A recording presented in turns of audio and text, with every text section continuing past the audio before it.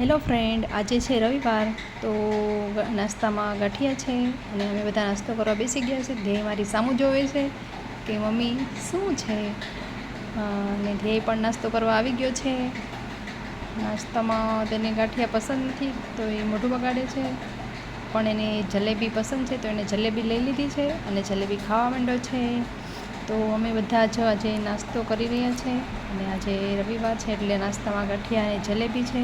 નાસ્તો કર્યા પછી ધ્યેયભાઈ ગયા છે નાવા પહોંચી ગયા છે અને મને કહે છે મમ્મી કપડાં કાઢી દો, પણ મેં એને ના પાડી. તો કે પપ્પા મને કપડાં કાઢી દો, તો પપ્પાએ પણ ના પાડી.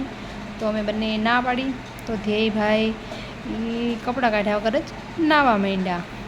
બસ જો ધ્યેયભાઈ નાય છે. નાહ્યા પછી ધ્યેયભાઈ હવે તૈયાર થઈ ગયા છે. તૈયાર થઈને અરીસામાં જોવા જાય છે કે મમ્મીએ મને કેવો તૈયાર કર્યો છે. અરીસામાં જોઈ અને પોતાની સામે જોઈને સ્માઇલ કરે છે અને જોવે છે કે મમ્મીએ મને મસ્ત તૈયાર થઈને ધ્યેયભાઈ નીકળી ગયા અને બાય બાય કરીને બહાર રમવા માટે. તો તમે બધા જોવો છો કે ધ્યેયભાઈ બહાર આટા મારે છે. આટા મારતા મારતા ગાર્ડનમાં જોવે છે, રમે છે. બસ ધ્યેયભાઈનું રમવાનું ચાલુ જ છે અત્યારે. તો જો રમતા રમતા તો એ પહોંચી ગયો ડેલાની બાજુમાં. હવે ડેલાની બાજુમાં જઈને પોતે ઉપર ચડવાનું કામ કરશે.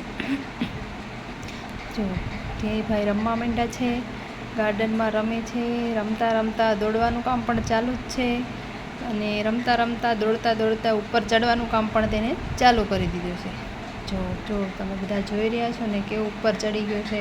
હમણાં મારી સામું જોવે છે કે મમ્મી કંઈ કહેતા નથી ને, મારી સામું જોઈ પાછો નીચે ઉતરી ગયો છે. નીચે ઉતરીને પાછું તેણે તેનું કામ ચાલુ કરી દીધું દોડવાનું. બસ દોડતા દોડતા પાછો આવી ગયો મમ્મી પાસે અને ગાર્ડનમાં જઈ અને આસોપાલવના બી વીણવા માંડ્યો, એટલે ગાર્ડનની સફાઈ કરવા માંડ્યા ભાઈ. અત્યારમાં મમ્મીએ નાહી ધોઈને તૈયાર કરી દીધો એટલે ભાઈ પાછા ધૂળ વીખવા માંડ્યા. એટલે કપડાં થઈ જાય નવા. રમીને થાકી ગયા એટલે ભાઈ આવ્યા અંદર આવી અને પોતાની સાયકલ લઈ અને નીકળી ગયા સાયકલ હલાવવા માટે. જો કેટલી જોરથી હલાવે છે. સાયકલ હલાવતા એને સાયકલ હલાવવાનું ને ગાર્ડનમાં રમવાનું કામ કર્યું ત્યાં સુધી મેં મારું રસોઈ બનાવવાનું કામ કરી દીધું. તો આજે રસોઈમાં મેં બનાવી છે દાળ, ભાત, શાક, રોટલી. તો અત્યારે હું દાળ બનાવી રહી છું. મસ્ત મજાની દાળ છે. તો દાળ બની ગઈ છે, દાળનો વઘાર થઈ ગયો છે અને જમવાનું તૈયાર થઈ ગયું છે. તો હવે ધ્યેયભાઈની ડીશ તૈયાર કરીને ધ્યેયભાઈ જમવા બેસી ગયા છે. તો ટીવી જોતાં જોતાં જમવા બેસી ગયા અને પછી મેં મારા હાથથી ધ્યેયને જમાડી દીધો છે. બસ જમીને પછી ધ્યેયભાઈ ટીવી જોવા માંડ્યા. પછી ધ્યેયભાઈ જમી લીધું એટલે અમે લોકોએ પણ જમવાનું ચાલુ કરી દીધું. ધ્યેયભાઈ ટીવી જોતાં જોતાં જમે છે. એનું જમવાનું પૂરું થયું એટલે અમે લોકોએ પણ જમવાનું ચાલુ કરી દીધું.